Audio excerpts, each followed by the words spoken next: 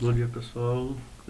Bom dia, boa tarde, boa noite. Não sei que hora você está vendo essa aula. Vamos começar mais uma aula sobre saúde e segurança ocupacional na mineração, né? Dando continuidade. Na aula passada a gente viu um pouquinho, dentre outras coisas, sobre como tratar com explosivos, né? De acordo com a NR22.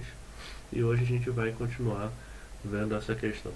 Só uma coisa interessante sobre esse tema que a gente finalizou a última aula sobre explosivos. Eu tenho participado de algumas palestras, de algumas conversas com colegas da faculdade e tal, e eles falaram muito essa semana justamente sobre isso, né? Sobre como a gente tem que tomar cuidado com os explosivos e tal, e eles mostraram alguns casos pra gente que não são muito agradáveis, né? Então, as nossas operações, elas têm que ser muito bem feitas, muito bem planejadas, muito bem estruturadas, para evitar com que acidentes venham a acontecer, né? Então, tudo que a gente trata na mineração, né, tudo que a gente trata durante o processo, principalmente no processo da lavra, que envolve muitos riscos, a gente tem que tomar muito cuidado. O beneficiamento também tem, mas é mais fácil de controlar. Num acidente, por exemplo, com o explosivo, o impacto ele tende a ser muito maior. Então a gente tem que tomar muito cuidado com o que a gente está realizando de atividade naquele momento.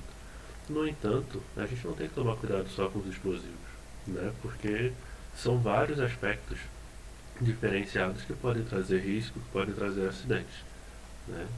Então a gente começa hoje falando justamente sobre o caso de inundação de mina de carvão na Colômbia, que matou 12 pessoas. Isso aqui eu peguei uma reportagem, né, que eu peguei na internet, de 31 de outubro de 2014, nem é tão velho assim, onde ele fala que pelo menos 12 funcionários de uma mina subterrânea de carvão na Colômbia morreram por um processo de inundação, né?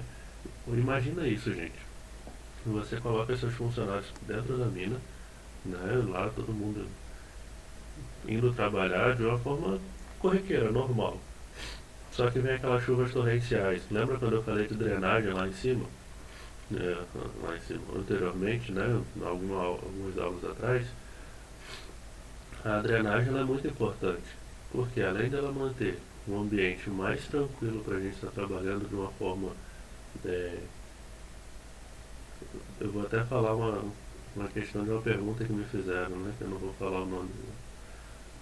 É, de uma forma mais cômoda da gente estar trabalhando, né? Do bem-estar do nosso funcionário, ela também pode evitar graves acidentes. Né?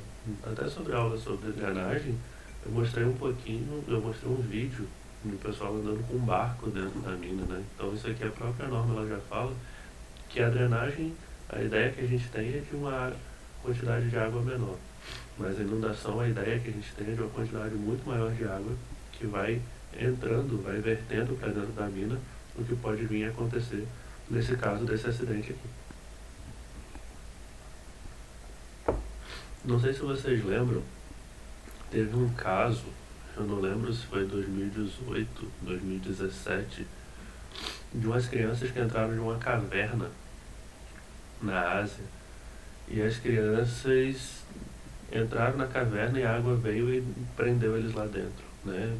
Imagina, que eles foram, salvo engano, com um professor de educação física. Naquele caso específico, aquela caverna, aquele túnel, ele inundou de tal forma que não conseguiram tirar as crianças de lá pelo mesmo local que eles entraram, né? Isso mostra o quão perigoso pode ser essa atividade. Então a gente tem que tomar muito cuidado nesse quesito específico, tá bom? Então aqui nesse caso da mina da Colômbia, todos os mineiros estavam mortos. Ficaram presos a mais de 200 metros e a mina está completamente inundada. Pensa comigo, gente. Será que é tão difícil prever o que vai acontecer? A própria norma ela já fala que a gente tem que tomar muito cuidado com as nossas atividades. Então a gente sempre tem que estar pronto, né, para o que pode vir a acontecer. Se a gente pensar um pouquinho, né, essas atividades elas já não são tão inovadoras. Não, inovadoras não. Essa não é a palavra correta, não. Elas não são tão. é, Vou achar a palavra correta, calma aí. Elas são frequentes, né? Atividades mal feitas, por exemplo, nessa mina, né? Porque olha aqui, a inundação foi produzida pela perfuração de um depósito subterrâneo de água, um aquífero, durante a atividade de exploração. Poxa, gente, a gente tem que entender que as nossas atividades, elas têm que ser muito bem planejadas. Se você perfura um aquífero, isso quer dizer que e ele inunda a sua mina, você não tinha dimensão que o aquífero estava ali próximo de você. Não faz sentido isso, né? A mina foi inundada e 12 pessoas ficaram presas, 28 conseguiram sair, né? Estamos esperando o resgate dos corpos. Olha que situação terrível, né? Além disso, essa mesma mina, está aqui embaixo, em junho de 2010, 73 pessoas morreram na explosão numa mina de carvão na mesma região, tá? Ou seja, nessa região já acontecem vários acidentes e ainda assim as pessoas não precavem, né? E é aí que a gente tem que tomar cuidado. O ideal, gente, é que nós não precisemos passar por problemas para aprender a lidar com eles. A maior inteligência que a gente pode ter é de antever e principalmente aprender com o erro dos outros. É que a gente tem uma visão clara sobre isso.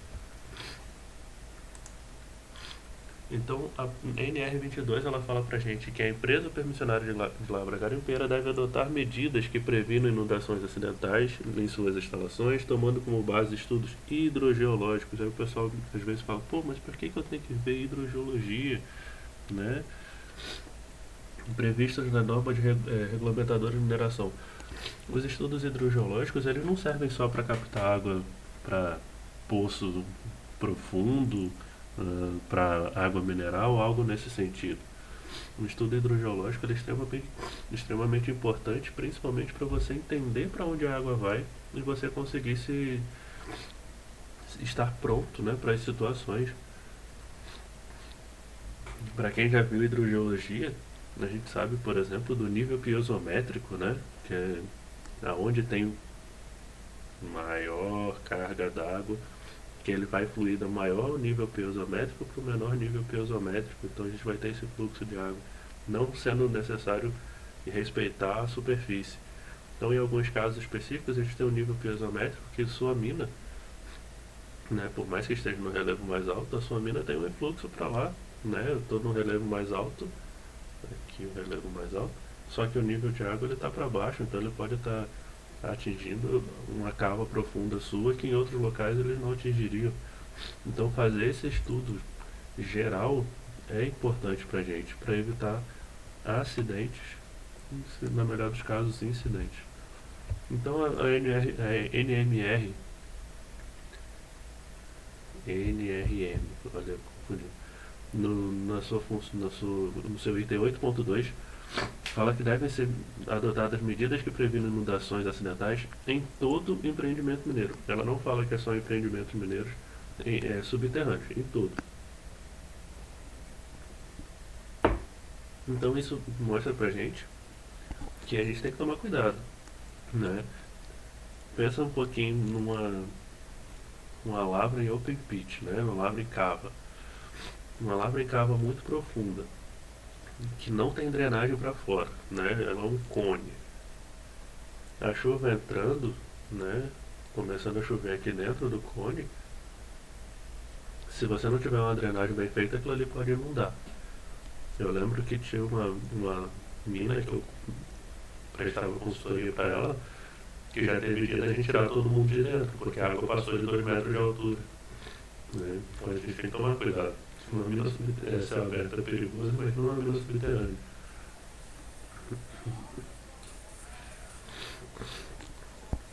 Já mostrei para vocês esses vídeos algumas vezes, mas isso aqui é praticamente um bueiro, né, velho?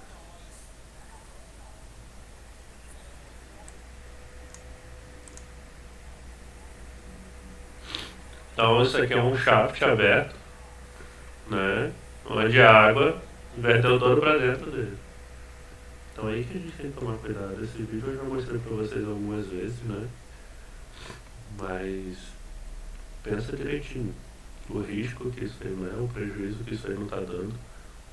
Simplesmente porque a gente não conseguiu prever essa inundação. E é aí que a gente tem perdas, né? Pode ter perdas de vidas, que é o pior que a gente pode ter, mas também perdas materiais nesse caso específico, simplesmente porque na entrada, aqui em cima, por exemplo, não tinha um sistema de contenção para essa água que passava do lado. Nesse caso, rompeu a margem, a água entrou e inundou a cava, né? Inundou a mina. E aí, por um simples processo de não entender ou não conhecer, ou simplesmente ninguém nunca ter pensado no pior, a atividade pode ter pode não, essa atividade sofreu um enorme prejuízo. E aí que vem os grandes problemas. Então, a gente tem que saber que os seguintes dados da mina devem estar atualizados e disponíveis. A quantidade de água bombeada da mina, a gente vai falar sobre isso em drenagem e bombeamento, né? Que a gente tem que saber a capacidade de bombeamento que a gente tem e quanto que foi bombeado. Isso é importante também para as autoridades saberem quanto de fluxo de água tem dentro da mina, tá? As épocas em que se registram as vazões máximas e o tempo de duração. Por isso que o ideal é que toda a mina tenha lá seu registro de quantidade de chuva, um pluviômetro, né? Nada mais é do que um potinho de plástico, onde todo dia você vai ver o quanto de chuva deu. Só você ir lá e anotar essa informação. Mas essa ideia aqui ela é extremamente importante, a natureza química e física da água, né? Vocês já apresentaram o trabalho no semestre passado sobre a drenagem ácida de mina, né? Que a gente tem que saber como que essa água está vindo, qual é a composição dela e o que ela pode estar trazendo de impacto, né? Uma água drenada, que ela possa apresentar, por exemplo, grandes quantidades de materiais sulfetados, por exemplo, ela pode estar causando um grande impacto, né, no meio ambiente por processos pelo processo de lixiviação e de filtração e percolação, né? Então aí a gente pode estar tendo problemas que são além do problema da própria água específica dentro da mina, que pode estar passando também para fora. No subsolo deve ser adotado sistema de comunicação adequado sempre que houver risco de inundações das galerias, de acesso ou saída de pessoal. Isso aqui é básico, pessoal. Por quê? Porque teve o risco de inundação. Está chovendo torrencialmente, por exemplo. Vou dar o exemplo de chuva. Está chovendo torrencialmente. A gente não tem como controlar mais aquela quantidade de água. Todo mundo tem que sair. Então eu tenho que dar esse aviso para todo mundo.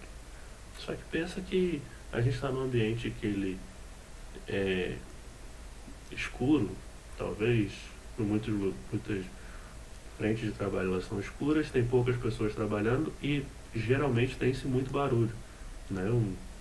Um equipamento de carregamento faz barulho, um ventilador secundário para ventilação faz barulho, um equipamento de perfuração vai fazer barulho. Então, se esse seu sistema de comunicação ele se basear só e somente por um rádio, né, talvez alguém possa não ouvir. Será que esse rádio está na altura correta? Muitas vezes a pessoa fica lá, o pessoal está conversando besteira no rádio, o cara vai e reduz o volume do rádio. Se fizer isso e a comunicação não for adequada, o risco de inundação pode trazer acidente. Então, ou se a gente for usar só o sistema de rádio, todo mundo tem que estar ciente que não pode, por exemplo, baixar o volume do rádio, né? Que aí os nossos riscos aumentariam bastante. Então, sempre, sempre, sempre, nosso sistema de comunicação ele tem que estar funcionando de uma forma muito certinha para que, vindo a acontecer algum acidente ou incidente, todo mundo consiga sair em tempo hábil. Uma outra coisa muito, muito importante é que a gente tenha um plano de evacuação. Eu sempre gosto de brincar de plano de evacuação sobre quando a gente vai num show. Quando a gente vai num show, todo mundo sabe, né? Todo mundo tem a ideia do que fazer caso a gente se perca da galera, né? O que você faz? São locais básicos que a gente marca de local de encontro, né? O que vai acontecer? Pô, se a gente se perder, onde que a gente se encontra? Do lado esquerdo da mesa de som, na frente da cabine 5 que vende bebida, ou sei lá, hoje em dia tem outros locais, mas você marca aquele ponto específico e dá X horas, quando o pessoal se perde, você vai para lá. Então isso é um plano de evacuação, isso aí você sabe, você tem um ponto de encontro para todo mundo. Dentro da mina tem que ser a mesma coisa. Aconteceu um acidente, todo mundo tem que ir para o mesmo lugar, para que desse lugar a gente consiga tirar o pessoal de dentro da mina ou ficar em local seguro. Então, qualquer irregularidade no sistema de esgotamento de água deve ser imediatamente comunicado ao responsável pela mina, e aí ele vai botar em ação esse nosso plano, né, o plano de evacuação. Os serviços relativos a desvios de cursos d'água, isolamento das águas superficiais em áreas da mina, além de outras providências que visem eliminar os problemas de inundação, devem estar de acordo com o PAE e atender à legislação vigente. Nesse caso, o PAE é o Plano de Aproveitamento Econômico. Lembrando que também tem o PAE, o Plano de Ações Emergenciais. Ou seja, ainda que eu esteja fazendo um desvio de curso d'água ou isolamento, né, a gente viu no semestre passado sobre o freezing, que é o uso de gelo, que é pouco utilizado no Brasil, ou o grout, que é o uso de cimento, né, a gente também tem que tomar muito cuidado, mas isso tudo relacionado ao que a gente vai fazer no PE, porque isso aqui é custo, né? Então, se eu tenho lá o meu PE, meu plano de aproveitamento econômico, lembra que no PE a gente tem que fazer o nosso fluxo de caixa. Fluxo de caixa, tudo que entra, tudo que sai, né? Seta para cima, seta para baixo. A gente tem que tomar muito cuidado, principalmente pelo fato de que, quando se trata dessas coisas, né, dessas nossas atividades, elas têm que estar previstas, porque se você negligenciar esses desvios de curso d'água, por exemplo, não vou fazer isso agora, que vai me gerar custo, não tenho dinheiro agora, isso vai retardar minha atividade, não sei o que lá e tal, pode acontecer o que a gente viu no vídeo anterior, né, onde houve a inundação de uma mina por conta do desvio do curso d'água, tá? Não é que ele não tenha sido feito, isso aí eu não posso afirmar, mas eles não foram suficientes para evitar, para eliminar, no caso, um problema de inundação. Então, o ideal é que a gente gastasse mais recursos aqui em cima, né, de acordo com o que está previsto no PAE, no Plano de Aproveitamento Econômico, para que a inundação não tivesse acontecido. Tá? Então, a nossa cabeça ela tem que sempre estar aberta, né? Porque se a nossa cabeça tiver, não, eu só trabalho dentro no meu PAE é só de operação. O meu PAE não precisa envolver essas coisas, porque não tem nada a ver comigo, tem a ver lá com outra galera. Poxa, mas esse serviço de preparação, que aí entra um pouco de desenvolvimento, né? Um pouco não muito.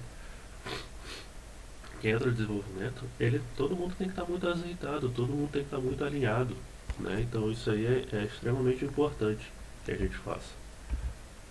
Em caso iminente de situação de risco dos trabalhadores, né, de risco, os trabalhadores devem ser retirados da área. Eu acho que isso é meio óbvio, né? Pô, gente, está vertendo água de uma forma descontrolada. Eu vou deixar o pessoal ali para pagar para ver? Mas minha meu sistema de bombeamento ele é bom o suficiente, né? Minhas bombas elas são muito fortes. Só que está chovendo além do normal, todo mundo sabe, né? Saiu a previsão do tempo no Jornal Nacional, sei lá. E tá todo mundo vendo que naquela região vai chover 3 vezes acima do normal. Aí você vê que está chovendo, que está entrando muita água, que o seu sistema de bombeamento ele não está dando certo, você vai falar, não, vai parar. Você vai arriscar? Tinha uma época que uma aluna nossa aqui, que já saiu, já formou, que ela dizia que eu era muito medroso, né? Mas eu prefiro ser um medroso vivo do que um corajoso morto. Isso aí é clássico, né? E eu prefiro que eu seja um medroso vivo e todos os meus colaboradores sejam medrosos vivos do que eu ser um gestor, né? Um engenheiro corajoso, onde minha equipe toda morra. Isso aí, ou que sofra algum acidente. Isso pra mim é clássico, né? Em operações mineiras onde se prevê a interceptação do lençol freático, deve ser obrigatoriamente ser adotadas medidas de monitoramento e controle do mesmo para evitar danos e prejuízos a terceiros. Olha o estudo hidrogeológico aqui de novo, tá? Estou interceptando o lençol, então tem que conhecer por onde ele está passando, qual a extensão dele, né? Imagina que se a gente tem, por exemplo, um lençol que ele não é drenante, né? Que eu sempre esqueço se ele é um arquitardo ou um arquiclude, eu acho que é um arquiclude, com pressão dentro dele, é uma bolsa de água, e eu furo essa bolsa de água. O que vai acontecer? Pressão, água vertendo para tudo quanto é lado, né? Então aí a gente começa a ter problema dentro da nossa mina, tá? Então esses dados de monitoramento devem ser registrados e atualizados, estar disponíveis para fiscalização. Então você já sabe que tem um lençol próximo da sua atividade, então você já se planejou antes, né? Então aí você consegue monitorar o que você está fazendo, então você tem que registrar e deixar sempre atualizado, para dizer, ó, eu continuo fazendo a minha parte, eu continuo aqui me precavendo. Isso aqui, pessoal, é um caso que eu achei na internet, né? Onde aqui a gente tem uma mina, tá? A gente tem uma mina aqui. E aqui a gente tem as drenâncias dentro dessa mina. Então eles já começaram a fazer uns estudos onde aqui tem as drenagens. Em branco são as curvas potenciométricas, né? Então se vocês olharem, aqui dentro da mina tem a possibilidade de drenância. Ah, Cleiton, tá difícil de enxergar. Mas só tenta ver uma corzinha azul aqui. Aqui em cima dá pra ver melhor. Mas aqui a gente sabe que as drenâncias elas estão, em alguns casos, acima do nível da mina. E aí que a gente tem que tomar muito cuidado, porque nesses casos específicos é onde pode acontecer a inundação. Então aqui você já tem um estudo das curvas potenciométricas, né? Meu mouse não chega aqui nas curvas potenciométricas, me desculpe, mas só chega no drenagem. Só pense que eu estou um pouquinho abaixo aqui. A gente tem as curvas potenciométricas, logicamente que aqui a gente não tem as cotas, então eu não posso dizer se está subindo ou está descendo, mas por essa imagem aqui de baixo eu consigo ver que as cotas maiores estão aqui e as cotas menores estão aqui embaixo, né? Senão seria aqui estaria ao contrário, né? Então aqui eu sei para onde minha água drena e aí eu posso ter bastante cuidado. Eu tenho drenagem passando aqui, né? Então a tendência nesse caso é da água entrar nessa minha mina, né? Entrar nessa minha mina um pouco mais rebaixada. E aí que tem o grande problema pra gente. Por isso que os estudos hidrogeológicos eles são extremamente importantes pra gente. Tá bom, pessoal?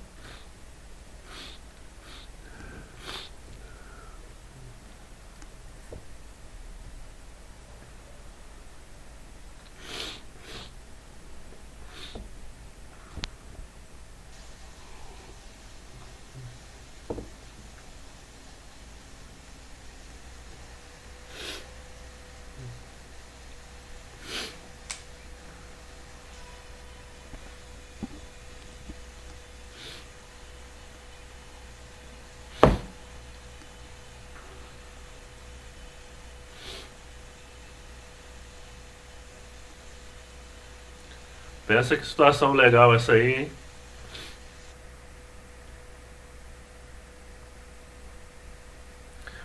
Uma situação não muito interessante essa aí, né? Você está trabalhando no local com muita água vertendo, né? E isso aí, primeiro que você está trazendo desconforto para o seu funcionário que está trabalhando no lugar molhado, né? NR15, né? Olha o nosso equipamento levando uma pressão de água dessa, né? Não é o ideal pra gente, né? Tá bom? Então a gente tem que tomar muito cuidado. Então aqui a gente tem diversos problemas, né? A água vertendo, a gente está indo. A gente tem que tomar muito cuidado. Tudo bem. Só antecipando de novo que a gente vai ver em drenagem e moviamento. Em alguns casos, o ideal é você fazer furo na parede para que a água saia por esse furo que você fez. Isso é um controle. Eu tenho um lençol passando ali, eu tenho uma percolação E eu controlar para onde essa água vai é uma forma de eu estar me precavendo. Eu posso fazer isso aqui em algum lugar, mas o ideal é que eu não faça isso na minha frente de trabalho, né? Até pelo fato de que a gente, para avançar, a gente vai ter que usar explosivo. Imagina você usar explosivo num lugar que tenha água. Pensa comigo aí. Eu posso usar um anfo? Posso usar uma emulsão com essa quantidade toda de água? Né? Então a gente tem que tomar muito cuidado. Não vou responder essa pergunta, vou deixar ela no ar aí e vocês vão me responder isso aí no fórum. Qual é o tipo de explosivo que eu posso utilizar para esse tipo de operação que eu tenha muita água? Então até a forma de como eu vou estar trabalhando ela é diferenciada. Tá bom, pessoal? Uma outra coisa que a gente tem que tomar muito cuidado são as vias e saídas de emergência. Pô, Gleico, a minha via e saída de emergência não são aquelas que a gente viu em desenvolvimento subterrâneo? Será? Tem que ser. Não tem como não ser, né? Mas como elas vão ser, como que elas vão funcionar?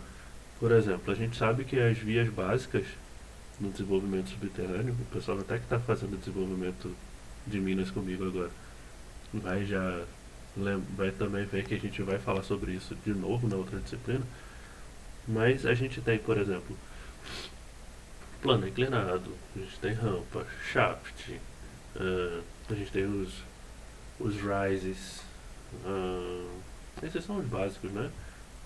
Porque o WordPress não serve muito como uma via de movimentação de pessoas, é mais para material. A gente tem os drifts, que são os túneis, galerias, travessões, que são aquelas aberturas dentro da mina que são secundárias ou terciárias, dependendo dos seus tamanhos, né? Então a gente sabe que essas vias elas têm que ser importantes para que a gente consiga fazer a nossa saída de dentro da mina. Então nesses casos específicos, algumas delas têm que ser, algumas não, todas devem ser cuidadas, mas quando a gente trata, né, de saída de emergência, ela sempre tem que estar em excelente condição, porque é por ali que todo mundo tem que sair em momento de necessidade, em momento de risco, né? Então, a NR22, quando ela trata especificamente de mina subterrânea, ela fala que toda mina subterrânea em atividade deve possuir, obrigatoriamente, no mínimo, duas vidas de acesso à superfície. Ah, Glico, mas eu só tenho shaft, então tem que ter dois. Tá? Não tem pra onde. Onde uma, via principal, e outra alternativa ou de emergência, separadas entre si e comunicando-se por vias secundárias, então além de tudo elas têm que estar intercomunicadas, né, de forma que a interrupção de uma delas não afete o trânsito da outra. Por isso que em muitos casos a gente tem um shaft sendo interligado por uma rampa, por exemplo, né? Então aconteceu alguma coisa, eu consigo sair de um para o outro. Se você travar no meio de um shaft é mais difícil. Mas, por exemplo, a gente tem alguns rises de ventilação que eles se interligam com as nossas vias, né? Então isso aí fica mais simples de você conseguir. Acontecer alguma coisa de um lado, você conseguir correr para o outro para conseguir sair. Né? Então aqui a gente tem uma entrada de uma mina, né? Que esse aqui é um dos acessos. Sempre lembrando, o emboque aqui, como ele está mais bem estruturado para garantir a estabilidade dessa entrada, né? Garantindo a estabilidade dessa entrada, a gente vai ter uma garantia de que é mais difícil disso aqui fechar, né? Então a gente tem uma via já capaz de suportar esses estresses aqui de cima, então é uma via que está aberta para a superfície de forma que a gente consiga garantir a segurança, pelo menos dessa entrada específica. Bom, essa informação é muito importante e quando se trata de abertura de mina, você não tem como ter duas vias, né? Por exemplo, na construção de um túnel, né? Você não tem como fazer isso. É muito conhecida como operação de fundo saco, por exemplo, quando você está abrindo a galeria de desenvolvimento. Você não tem como ter duas saídas, só vai ter uma. Né? Então aí nesses casos específicos, o cuidado tem que ser muito maior. Né? Porque você só tem uma saída para a superfície, em fundo saco, por exemplo. Né? Quando ele tá, fundo saco geralmente quando você já está lá dentro e você está abrindo outra galeria de desenvolvimento. Mas quando você não ainda está na primeira abertura, né? Você tem que tomar muito cuidado, justamente porque isso aí pode te trazer problema por você não ter saído. Então aí tem que ter pessoas muito bem treinadas e tal. Desculpa. Então aí a gente tem que sempre estar precavido, tá? Em uma mina subterrânea em operação normal de suas atividades, as vias principais e secundárias devem proporcionar condições para que toda pessoa, a partir dos locais de trabalho, tenha alternativa de trânsito para as duas vias de acesso à superfície, sendo uma delas um caminho de emergência. Pensa comigo agora. Os 33, isso eu falei para vocês que eu ia falar muito sobre isso. Nos 33 eles colocaram, é o boliviano o nome do funcionário novo? Nem lembro mais. Mas eles colocaram um funcionário novo dentro da mina, né? Sem que ele conhecesse as saídas de emergência nem nada. Perguntaram para ele se ele já tinha trabalhado em uma mina, ele falou que subterrânea não. Colocaram o cara para dentro da mina, jogaram ele dentro de uma atividade qualquer, né? E não proporcionaram a ele o conhecimento das alternativas que ele tinha. Não é à toa que na hora que acontece o acidente, o cara fica perdido, né? Não sabe o que fazer, não sabe como agir. Então ele tem que olhar para alguém que está perto dele para evitar o cara. Então aí que vem a grande dificuldade. Como que eu vou conhecer meu caminho de emergência se eu nem sei quais são as vias que tem dentro da minha mina? Né? Então é muito importante a gente, além de tudo, a gente treine as pessoas. Tá? No subsolo, os locais de trabalho devem possibilitar a imediata evacuação em condições de segurança para os trabalhadores, devendo ser previsto o número de distribuição de pessoal no plano de emergência. Ou seja, pessoal, sempre quando a gente estiver trabalhando, a gente sempre tem que pensar em como que eu vou tirar esse pessoal de dentro da mina se alguma coisa acontecer?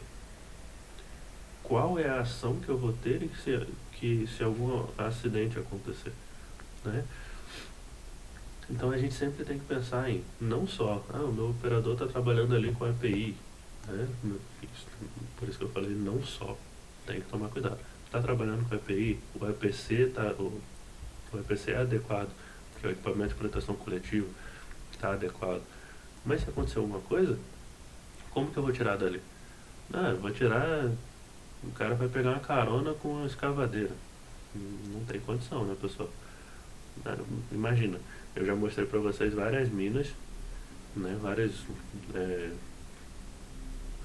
situações onde o desenvolvimento ele é bem rente da parede. No vídeo da semana passada, né, mostrei um vídeo para vocês que o operador ficava aqui, né? Parecia um lutador de boxe, desviando. Agora imagina o cara ter que pegar carona no equipamento desse, não vai ter condição, né? Então a gente tem que pensar principalmente na distribuição do pessoal, por isso que é cada vez mais difícil fazer visitas em minas subterrâneas, porque eles reduzem muito o número de visitantes por vez. E aí a gente tem, por eles pensarem, né, nessa condição da distribuição de pessoal. As vias de saída de emergência devem ser direcionadas o mais diretamente possível para o exterior, em função em zona de segurança ou ponto de concentração previamente determinado e sinalizado. Vamos pensar, eu vou procurar um papel aqui e eu vou fazer um breve desenho. Peguei o caderno que minha filha está desenhando. Eu vou fazer um breve desenho aqui de câmaras e pilares, né? Espero que fique bom para a gente entender o que eu estou querendo passar para vocês. É aquele clássico desenho que eu faço horrível em sala de aula, que vocês sabem que eu não sou um bom desenhista. Mas se a gente pensar em câmaras e pilares, a gente já viu isso algumas milhões de vezes, né? Que câmaras e pilares a gente dá a possibilidade de ter uma quantidade enorme de caminhos a serem percorridos. Calma aí que eu vou sair da tela um pouquinho aqui.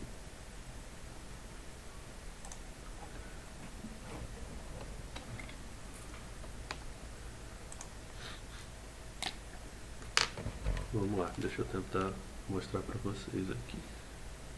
Acabei de fazer esse desenho. Então a gente tem aqui, se eu estou saindo desse ponto específico, se eu estou saindo desse ponto específico, eu posso ter. Eu vou desenhar aqui, porque se eu tentar mostrar para a câmera não vou conseguir, porque eu não sou bom o suficiente para isso. Olha, eu tenho esse caminho a ser percorrido.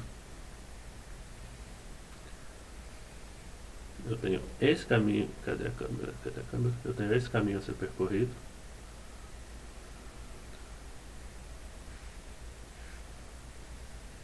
Vão observando que eu estou construindo novos caminhos, tá?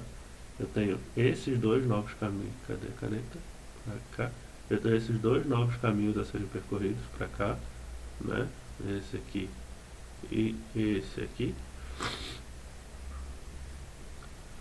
Ou seja, quanto mais eu fizer, eu tenho uma enormidade de caminhos a serem percorridos. Em azul aqui é o caminho percorrido. Por eu ter essa enormidade de caminhos a serem percorridos, eu tenho que sempre pensar que em caso de emergência eu tenho que seguir o mais reto possível.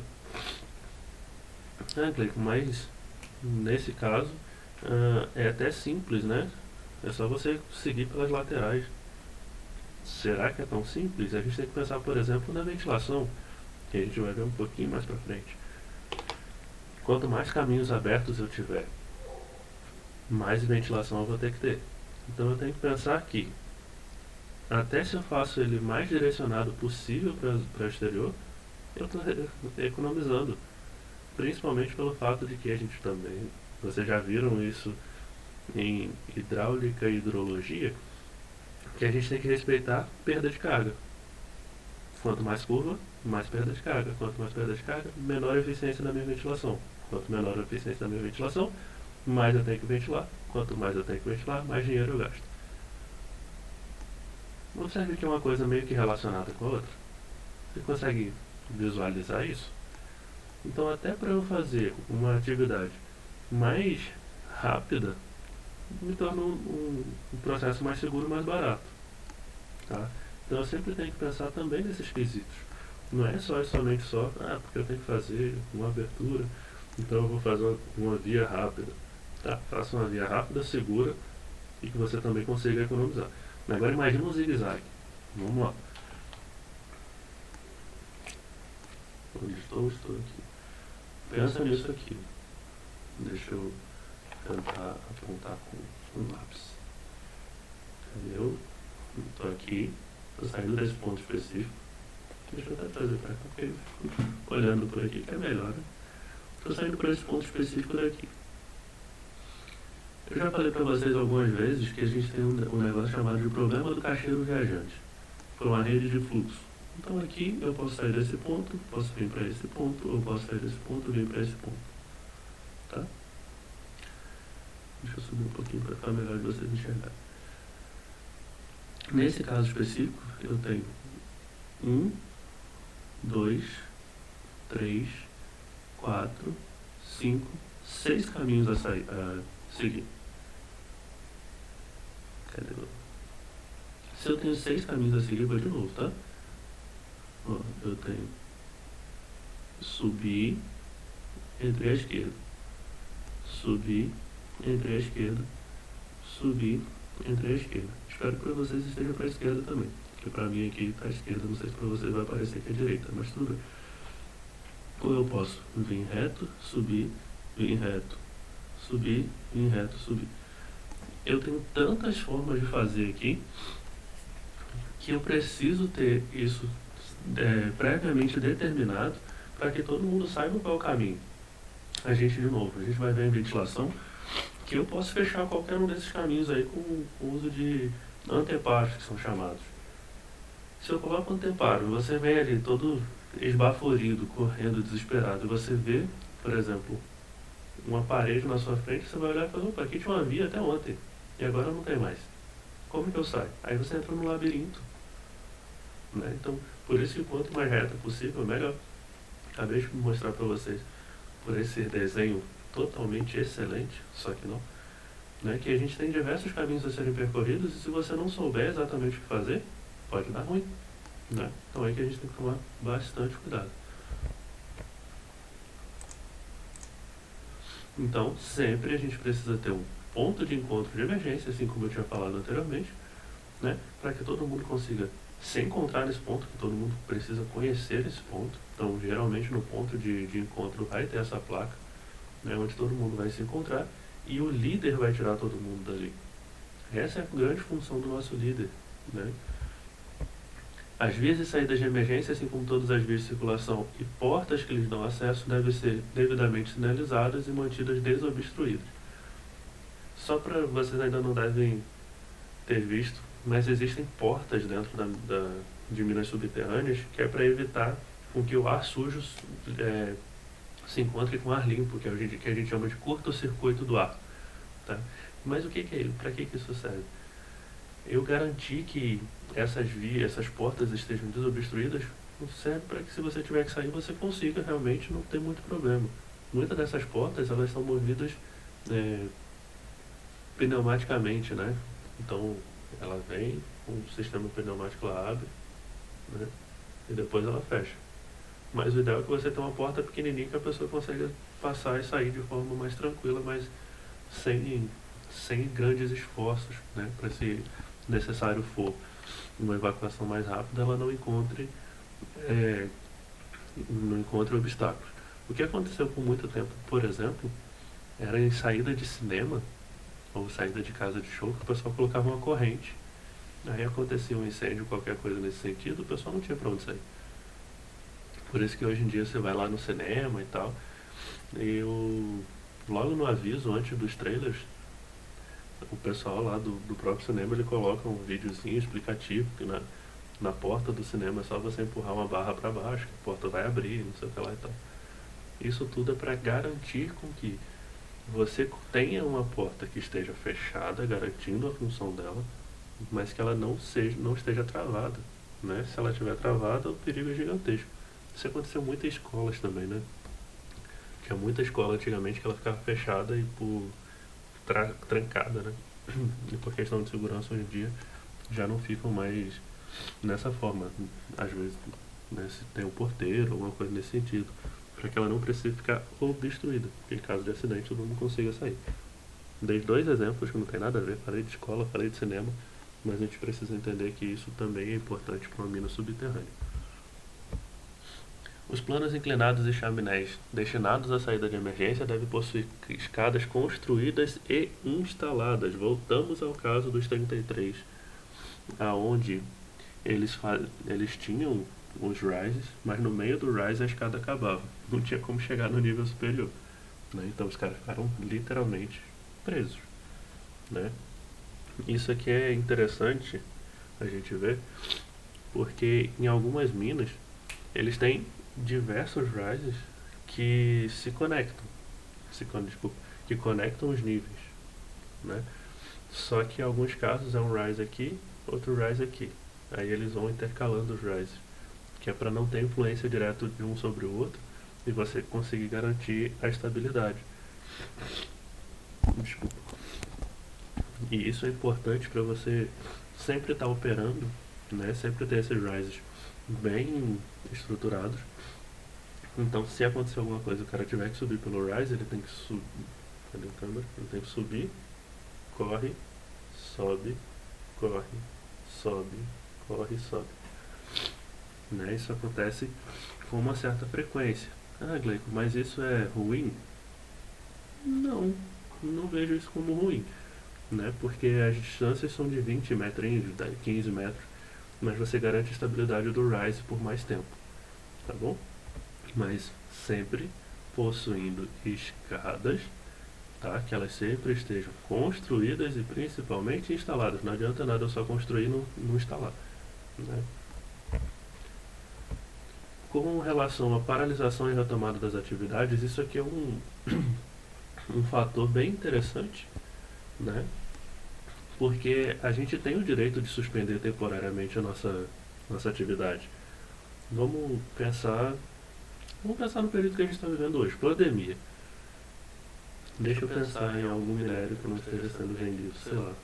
Não consigo pensar nesse momento em algum minério que não esteja sendo vendido, porque é atividade essencial. Desculpa. Mas a gente pode pensar, sei lá, vamos acreditar que parou a construção civil. Tomara que isso não aconteça nunca, mas para a construção civil. Não tem ninguém comprando brita mais. Só que a gente sabe que daqui a 3 meses a ideia é de tudo voltar.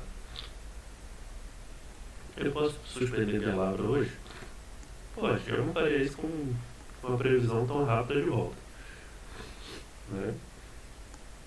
Mas vamos considerar que a minha empresa está passando por uma reformulação, né? Uma reestruturação, e a gente precisa parar 2 anos a nossa atividade. Eu posso pedir suspensão temporária? Aí sim vale a pena. Você pede a suspensão, manda para a ANM agora, né?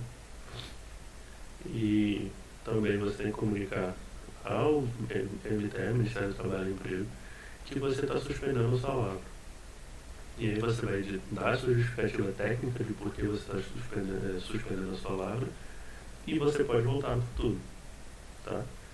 Agora, se você suspende definitivamente a lavra, é como se você estivesse pegando o seu título autorizativo e pegando na mão do governo. Ó, é seu, não quero mais. Tá? Então a gente tem que tomar muito cuidado com isso. A gente pode suspender temporária e definitivamente a lavra. Só que só se torna válida quando o órgão te responde. Tá? Por isso que eu já vi, por exemplo, empresas pedindo suspensão temporária. 2 anos depois eles querem voltar e nem a temporária foi autorizada ainda. Então ele tem que pedir cancelamento da suspensão. Ele tem que suspender o que ele pediu para suspender. Né? Então essa é a grande questão que a gente tem hoje. As minas paralisadas definitivamente deverão ter todos os seus acessos vedados na forma legislação em vigor. Gente, isso é extremamente importante, porque a gente acha que isso é só para mina subterrânea e isso é para qualquer mina. Tá? Me lembro de ir numa empresa onde para você entrar nas atividades dela, depois que ela estava paralisada, era só pular uma cerquinha. E eu pulei a cerquinha, né? Tudo errado. Mas o pular a cerquinha da mina, né? Cheguei lá dentro, tinha equipamento paralisado, não tinha ninguém vigiando. Né? Eu estava indo fazer um serviço para essa própria empresa. Né? Eu fui fazer um relatório para ver como estavam as condições dela, mas não tinha ninguém vigiando. Não tinha controle nenhum. Próximo daquela mina tinha casas com crianças, né? Próximo 500 metros, 1 quilômetro, então criança entra mesmo. Pensa numa criança de 10, 12 anos que tenha uma carregadeira próximo dela, ninguém vai estar olhando, e ela tem como entrar para brincar. Você acha que a criança não vai? Vamos ser sinceros, eu iria. Do jeito que eu era maluco quando eu era pequeno, eu iria com certeza. Né? Tinha haste de perfuração, um monte de coisa. Né? Então, ela não estava devidamente com acesso vedado. Né? Em um ponto específico, a cerca tinha até caído, porque os bois que estavam próximos derrubaram a cerca. Ah, mas o boi derrubado não é culpa minha. É sim, você que tem que tomar cuidado daquilo ali. Enquanto a legislação mandar, a responsabilidade é sua. Então, você tem que manter fechadas suas entradas, você tem que manter toda a segurança daquilo ali, né? Porque senão é a sua responsabilidade. A suspensão das operações mineiras após comunicação prévia é obrigatório o pleito do Ministério do Estado de Minas e Energia em requerimento justificativo caracterizando o período pretendido, devidamente acompanhado de instrumentos comprobatórios nos que constem o que está descrito nas normas regulamentadoras da mineração, no item 20.3. Isso aqui, se você também quiser uma suspensão temporária. Então ele fala, por exemplo, quais são as medidas referentes ao bloqueio de todos os acessos à mina e, quando necessário, a manutenção de vigilância do empreendimento. Eu acabei de falar para vocês de uma mina que eu entrei que não tinha vigilância, de modo a evitar incidentes e acidentes com pessoas e animais e garantir integridade patrimonial. Ora, o bloqueio dos acessos à mina não são suficientes. Entrou um boi lá dentro e caiu do meu talude, por exemplo. E eu tenho que pagar o boi, porque eu não fechei, não bloqueei as entradas na minha mina. Estranho, né? Mas, infelizmente, é verdade. Proteção dos limites da propriedade mineira, então tem que estar fechada completamente.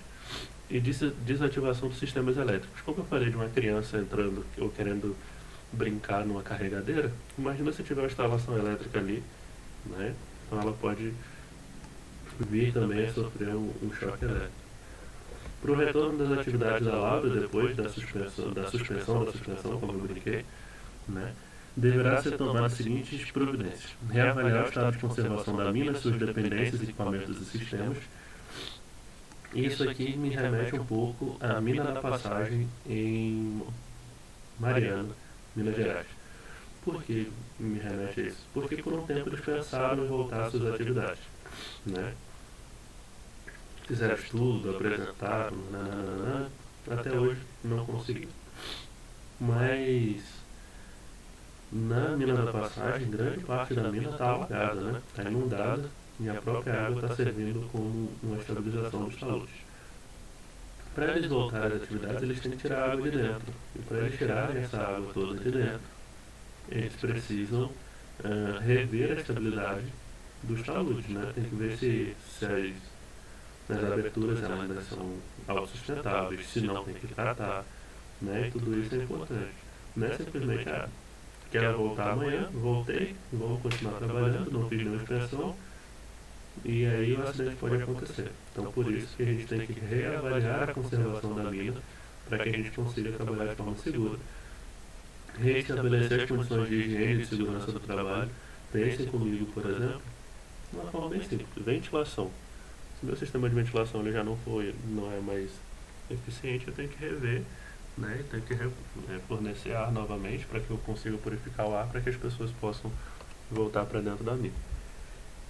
Né? Ou seja, ventilar todas as frentes antes de se adentrar nas mesmas, no caso de minas subterrâneas, monitorando a qualidade do ar, drenar as áreas inundadas ou alagadas, voltamos para o caso da mina da Passagem, verificar a estabilidade da estrutura da mina, reforçando em especial aquelas danificadas, assim como eu já tinha falado anteriormente também, realizar estudos e projetos adicionais exigidos pelos órgãos fiscalizadores. Isso aqui é extremamente importante, porque você pode simplesmente ter feito tudo que o órgão pediu, por lei, né? O órgão pediu tudo por lei, só que agora ele determinou que ele quer um novo estudo, por exemplo, que aí são as nossas chamadas exigências, né? Ele tem uma nova exigência. Você tem que fazer, porque senão você não retoma a sua atividade. E manter a disposição de fiscalização do trabalho e autorização do reinício das atividades de lavra expedidas pela ANM. Da NPM já não existe mais há algum tempo. Uma outra coisa que a gente tem que tomar muito cuidado nas nossas atividades é sobre informação, qualificação e treinamento. Extremamente importante isso. Por quê? Porque o treinamento, né? O treinamento é para quando o nosso funcionário já sabe o que ele tem que fazer, mas eles precisam sempre estar se renovando. A qualificação é para eu dar a qualificação para o meu funcionário realizar algum tipo de tarefa. E a informação para ele saber o que vai acontecer, né? O como vai acontecer. Então, sempre o ideal é que a gente tenha esses três pilares, né, acontecendo de forma recorrente. Porque eu sempre digo, o acidente não vem de pessoas que não são treinadas. Porque quem não é muito bem treinado, quem não é muito acostumado, a pessoa faz tudo naquele cuidadinho, com medinho e tal. O grande problema é daquela pessoa que faz a mesma atividade há 15, 20 anos. Porque o cara já se sente tão seguro do que ele está fazendo, que ele dirige olhando o telefone, ele dirige fazendo vídeo, né? Porque ele faz isso todo dia. Vou de novo para o meu exemplo, né? Quando eu trabalhava ainda como consultor aqui no estado, eu ia para o norte do estado 6, 7, 8 horas de viagem praticamente toda semana, né? Eu rodava 1.500 quilômetros em 2 dias. Então eu estava tanto tempo na estrada que a estrada para mim já fazia parte da minha vida. Então, e você tinha hora que eu desligava a cabeça, que eu só, quando eu percebia eu estava em algum lugar, porque aquilo ali era tão comum para mim que eu já não tinha mais medo da estrada, né? Eu lembro que uma vez eu fui buscar um amigo no aeroporto para trazer ele para cá, e eu fui na estrada com nada tivesse acontecendo, ultrapassando o pessoal, pra mim tranquilo, e o cara desesperado. Quando ele chegou aqui eu fiz, caramba, pra mim isso foi tão normal, porque ele não estava acostumado na ação, eu estava seguro de mim, posso ter feito alguma coisa errada, né? Só que você, quando se coloca numa posição onde você está seguro, é onde os riscos acontecem, né? Porque você não vê você não se vê em uma posição de risco, você simplesmente se vê fazendo algo que você sempre fez, que você sempre faz, né? E aí aquilo se torna tão automático que o automático te leva a cometer deslizes, né? Por isso que é importante que a empresa ou permissionária de lavra garimpeira proporcione aos trabalhadores treinamento, qualificação, informação, instrução e reciclagem necessários para preservação de sua saúde e segurança, levando em consideração o grau de risco e a natureza das suas operações. Então, o que acontece? Vou voltar aos 33, vou voltar lá pro boliviano, não lembro qual a nacionalidade do cara, aonde ele entra, não é treinado, ele é jogado para sua atividade de uma forma irresponsável, falei a palavra que eu não queria, de uma forma irresponsável, né?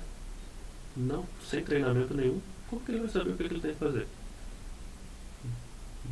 Ninguém nasce sabendo de tudo, né? Além disso, a gente precisa, por exemplo, ter a reciclagem, por isso que existe a Semana de Saúde e Segurança na Mineração, né? Semana Interna de Prevenção, é CIPATMI, Semana Interna de Prevenção de Acidentes de trabalho na mineração, CIPATMI, onde geralmente uma vez por ano a CIPA ela reúne todo mundo para fazer uma semana de treinamento, né? O ideal também é que você não pare todo mundo de uma vez, então você vai fazendo por grupos, né? Porque se não separar a lavra inteira por uma semana é prejuízo danado. Então você separa em grupos e você vai dando treinamento para as pessoas, né? Mas é importantíssimo. Vamos considerar aquele nosso funcionário que ele trabalha com uma perfuratriz, naquele barulho tal, e o cara ele simplesmente pega o fone, tira e fica com o fone aqui assim, o protetor auricular. Eu já vi muito, o cara pega e faz assim. De que serve isso? De nada, né? Então é aí que a gente tem que tomar muito cuidado, né? Então, em vez do cara ficar usando o, o EPI da forma correta, ele vai estar usando só de enfeite, né? Então, a gente está ali o tempo inteiro mostrando, treinando, dizendo por quê. Porque, pra mim, por exemplo, eu odeio quando alguém chega pra mim e faz, Cleiton, você tem que fazer isso, porque você tem que fazer. Isso é me matar, né? Por que eu tenho que fazer? Se você me provar que eu tenho que usar o protetor auricular porque ele vai reduzir os ruídos e eu vou conseguir ter uma vida mais saudável, tá? Eu vou fazer. Mas se você chega e faz, é porque eu quero, pra mim não funciona, não sei pra vocês, né? Então, o ideal é que a gente treine as pessoas, que a gente mostre para as pessoas como fazer e por que fazer, né? E aí que entra esses treinamentos de qualificação geralmente é quando a pessoa vai mudar de operação, e instruções de reciclagem para essas atividades. O treinamento introdutório geral deve ter duração mínima de 6 horas, de 6 horas diárias durante 5 dias para atividades no subsolo e de 8 horas diárias durante 3 dias para atividades de superfície durante o horário de trabalho, né? Então isso aqui é muito importante. Eu não vou mandar meu funcionário ficar além do tempo, né? Ele vai ficar durante o horário de trabalho para que a gente tenha, no mínimo, ciclo de operação na mina para que todo mundo saiba como é que funciona, principais equipamentos e as suas funções, infraestrutura da mina, distribuição de energia e suprimento de materiais. Se todo mundo sabe qual é o ciclo de operação e os equipamentos que são utilizados, o cara não precisa saber operar o equipamento, ele tem que saber qual equipamento está ali dentro, o que eu tenho como infraestrutura de mina, né? A distribuição de energia, por exemplo, para que as pessoas fiquem cientes, né, de que tem 2, 3 sistemas de distribuição de energia, para que isso também dê uma segurança para os operadores, para os funcionários, né? Além disso, eu tenho o suprimento de materiais, que todo mundo saiba como é que chega, como é que é essa movimentação, né? Além disso, o transporte dentro da mina, regras de circulação de equipamentos e pessoas. Por exemplo, quem tem preferência, o equipamento carregado, o equipamento vazio, como é que eu faço com a área de recuo, como é que eu faço com aquelas aberturas na parede para que as pessoas consigam se abrigar, né? Quais são os procedimentos de emergência que devem ser tomados, né? Quais são os tipos de primeiros socorros. Cada vez mais, até essa questão de primeiros socorros tem sido meio que deixado para pessoas específicas.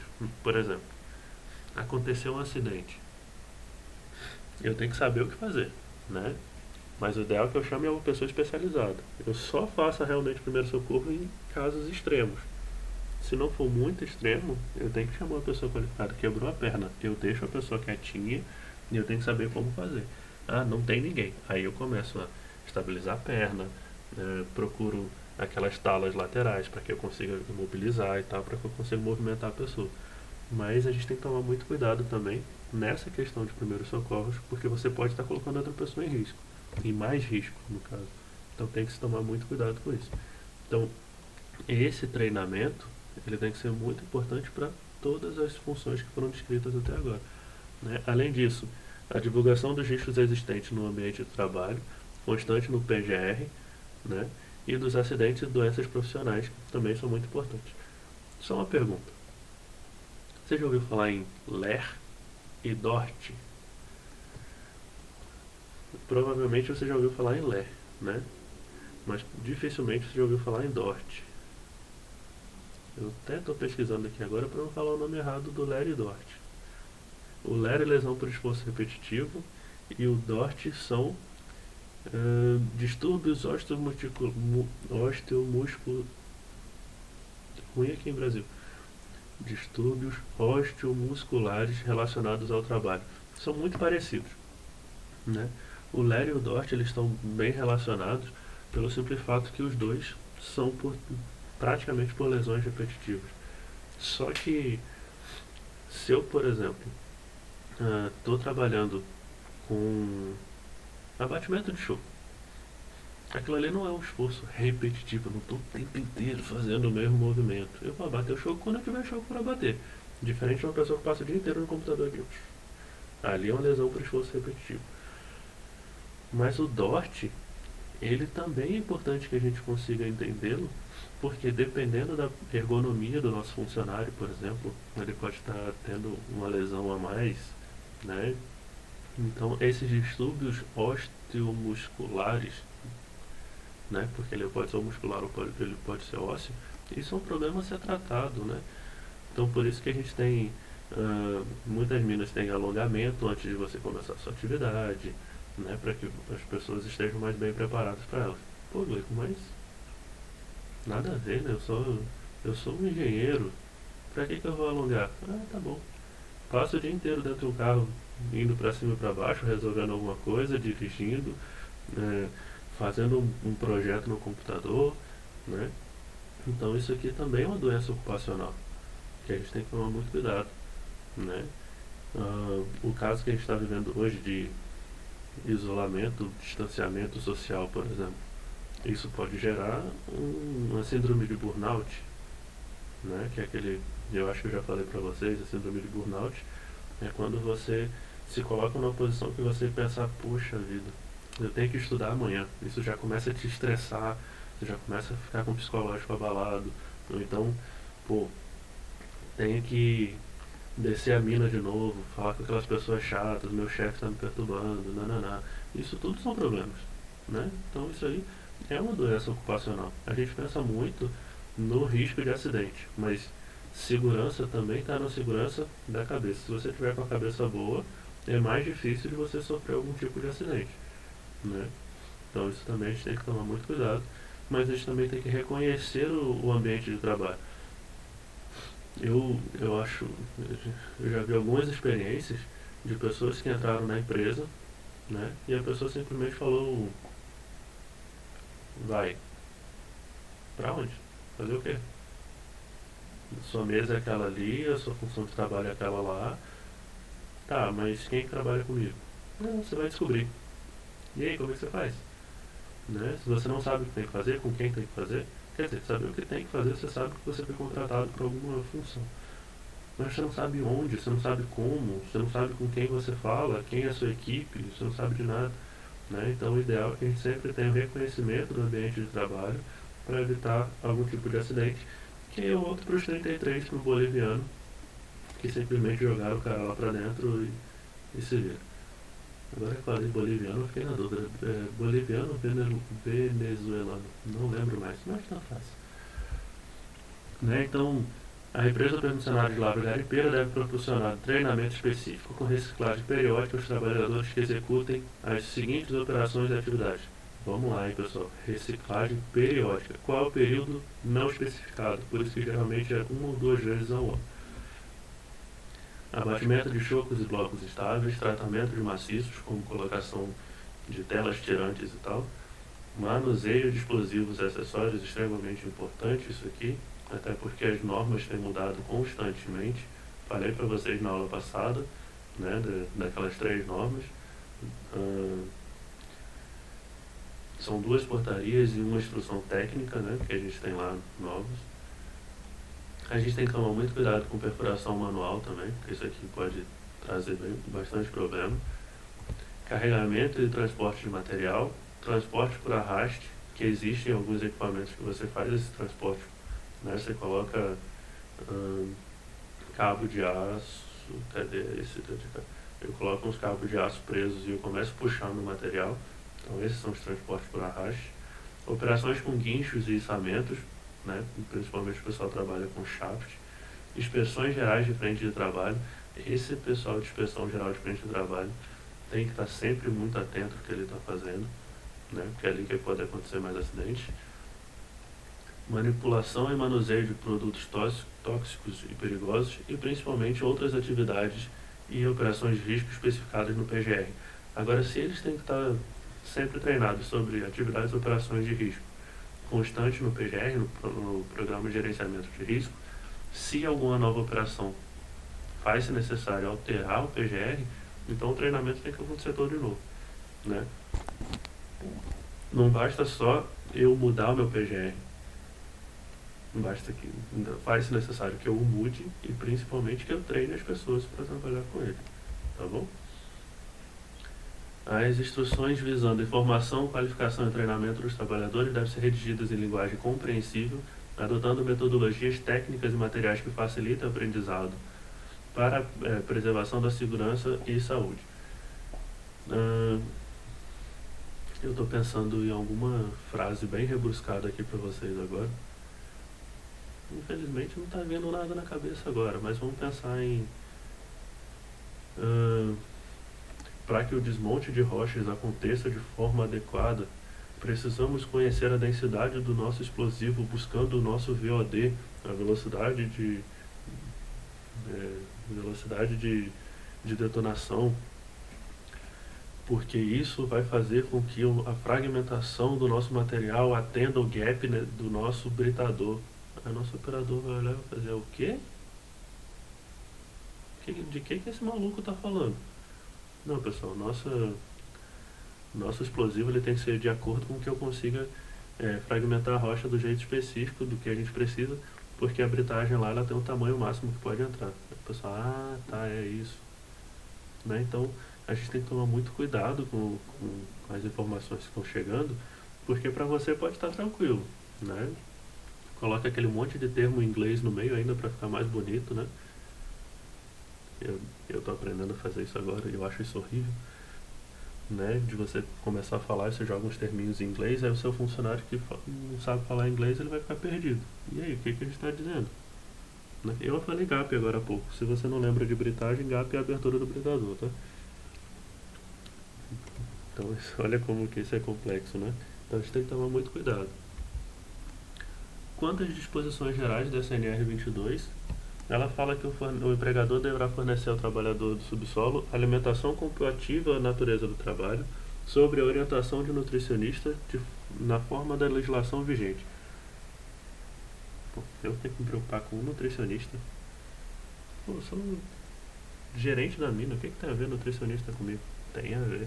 E a gente vai ver isso no final do conteúdo sobre ventilação, que isso tem a ver com reposição de energia do nosso funcionário, né? Que a gente precisa também reaver através da alimentação, né? Como que esse nosso funcionário ele vai estar tendo reposto esses nutrientes que ele precisa para ele estar trabalhando, né? Querendo ou não, a alimentação e as nossas funções estão intimamente ligadas. Quer ver rapidinho? Eu acho que eu falei isso semestre passado para vocês, mas pensa em você estar indo trabalhar, né? Calorzão, verão, você come aquela feijoada e desce para dentro da mina. Aí nesse lugar que você está trabalhando com cimento projetado, reação exotérmica, mais calor. Você acabou de comer uma feijoada, está indo para uma reação exotérmica. Legal, né? Calor danado, aquele banzo que bate. Então, não é o ideal que a gente faça isso, né? Então a gente tem que ter uma nutricionista que ela consiga aliar as nossas necessidades, né, com a, com as nossas alimentação. Eu preciso ter sempre esse controle específico, né? Então, a nossa alimentação é extremamente importante para uma saúde e segurança ocupacional também. Tá? Eu não posso ter alimentação que falte nutriente, mas eu também não posso ter excessos, né, na nossa alimentação. Havendo fornecimento de alimentação no subsolo, a empresa ou permissionário de lavra garimpeira manterá local adequado que atenda às condições de segurança, higiene e conforto. Geralmente esses refeitórios que a gente tem, né? Todo mundo lá sentadinho e tal. E isso me lembra, né, de um caso que eu presenciei, não. Um caso que me contaram de uma empresa que ela foi multada justamente por conta disso aqui. Higiene.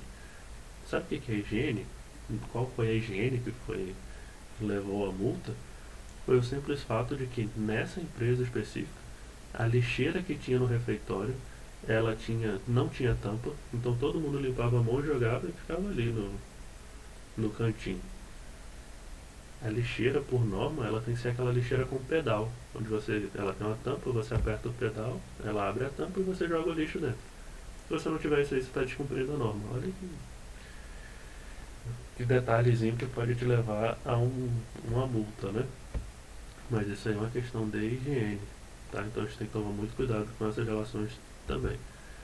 A empresa ou permissionário de lavra garimpeira manterá instalações sanitárias tratadas, higienizadas e destinadas à satisfação das necessidades fisiológicas próximas aos locais e frentes de trabalho. Aqui é difícil, tá?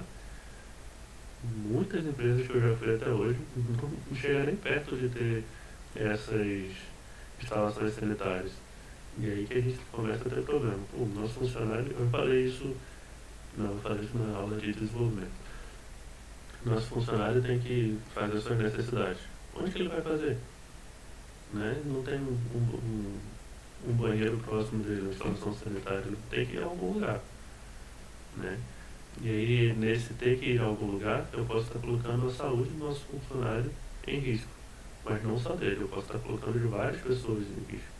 Porque se um funcionário, por exemplo, tiver um vírus, uma bactéria, alguma coisa nesse sentido, e quando ele vai fazer suas necessidades ali no cantinho, né, aquele famoso cantinho lá, ele pode estar fazendo a necessidade dele sem problema nenhum, mas um vírus ou bactéria pode ficar espalhado para todos, né? Visto que quando se trata de uma instalação sanitária, ela pode ser tratada e higienizada, então a gente pode eliminar esses riscos biológicos. Se não tiver, o risco biológico aumenta bastante. Em subsolo, os recipientes coletores de dejetos gerados deverão ser removidos ao final de cada turno de trabalho para a superfície, onde será dado destino conveniente ao seu conteúdo, respeitadas as normas de higiene e saúde e a legislação vigente. Então, o ideal é que eu sempre limpe todas esses resíduos, né, esses dejetos que foram gerados, para que a gente consiga ter um ambiente sempre muito bem estruturado, bem limpo e todos consigam trabalhar de forma segura. Isso acontece com frequência, Gleico? Não, mas deveria. Então a empresa deverá manter organizada e atualizada a estatística de acidentes do trabalho e doenças profissionais, assegurando pleno acesso a essa documentação, a CIPAMIN e a SESMIT, né? CIPAMIN, Comissão Interna de Prevenção a Acidentes na Mineração, e a SESMIT, Serviço Especializado em Engenharia de Segurança e Medicina do Trabalho. Então é muito importante que a gente faça isso. E os casos omissos decorrentes da aplicação dessa norma serão dirimidos pelo Departamento de Saúde e Segurança do Trabalho, DSST, do Ministério do Trabalho e Emprego. E a gente acaba essa parte do nosso conteúdo, né, sobre saúde e segurança ocupacional. Aumentei a tela agora que meu cabelo está mal bagunçado. Pandemia, pessoal, não tem mais cabelo arrumadinho na pandemia, não. Mas o interessante é que a gente tem que ver o seguinte: nessas aulas da gente, eu falei muito sobre saúde e segurança ocupacional voltada para subsolo. A norma não está completa, tem diversas outras coisas na norma que trata, principalmente, ela fala sobre dragagem, né, lavra a céu aberto, que eu não citei, porque não faz parte da nossa disciplina, mas só para vocês entenderem que tem muita coisa que a gente pode fazer, que a gente tem que fazer principalmente, né? Só ajeitando aqui para centralizar a imagem. Mas que a gente tem que tomar muito cuidado como que a gente faz as atividades, elas têm que ser sempre o mais seguras possíveis, para que a gente consiga realmente garantir que os nossos funcionários eles vão estar trabalhando de uma forma que eles vão se manter saudáveis, né? Que é muito importante isso, que eles se mantenham saudáveis, que eles vão conseguir trabalhar de uma forma que eles não tenham risco à sua saúde e segurança. A gente sempre tem que respeitar que os nossos funcionários eles têm por direito a possibilidade de questionar alguma situação insegura, né? Então a gente sempre tem que treiná-los, qualificá-los, né? Informá-los, mas também a gente tem que deixar pronto esse canal de comunicação. Não, de nada adianta eu falar, não, mas eu sou o chefe, eu faço, eu aconteço e você que se vire para lá. Porque isso não é o correto.